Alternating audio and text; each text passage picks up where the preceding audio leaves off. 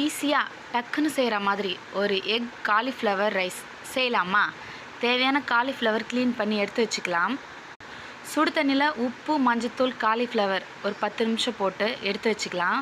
ஒரு வெங்காயம், 4 பூண்டு, கருவேப்பிலை கட் பண்ணி வச்சுக்கலாம். ஒரு கடாயில் எண்ணெய் சேர்த்து லைட்டாக சோம்பு போட்டுக்கலாம்.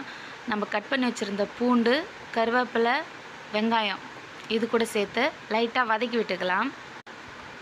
வெங்காயம் வதங்கினதுக்கப்புறம் நம்ம எடுத்து வச்சுருந்த காலிஃப்ளவர் இப்போ சேர்த்துக்கலாம். காலிஃப்ளவரும் வெங்காயமும் வதங்குற மாதிரி நல்லா கிளறி விட்டுக்கலாம். இப்போ 2 முட்டை சேர்த்துக்கலாம். கொஞ்சமாக உப்பு போட்டு ஒரு மூடி போட்டு ஒரு 2 நிமிஷம் வேக வச்சுக்கலாம். 2 நிமிஷத்துக்கு அப்புறம் முட்டையும் காலிஃப்ளவரும் மிக்ஸ் ஆகிற மாதிரி நல்லா வதக்கி விட்டுக்கலாம். நம்மளுக்கு தேவையான மசாலாலாம் எடுத்து வச்சுக்கலாம்.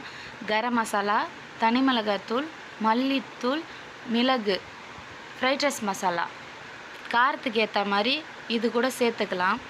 பச்சை வாசனை போகிற அளவுக்கு நல்லா வதக்கி விட்டுக்கலாம். பச்சை வாசனை போனதுக்கப்புறம் நம்மளுக்கு தேவையான சாதத்தை இது கூட சேர்த்து நல்லா கிளறி விட்டுக்கலாம். ஃபைனலாக கொத்தமல்லி தூவி இறக்கணுன்னா எக் காலிஃப்ளவர் ரைஸ் ரெடி. நீங்களும் ட்ரை பண்ணி பார்த்துட்டு கமெண்டில் சொல்லுங்கள்.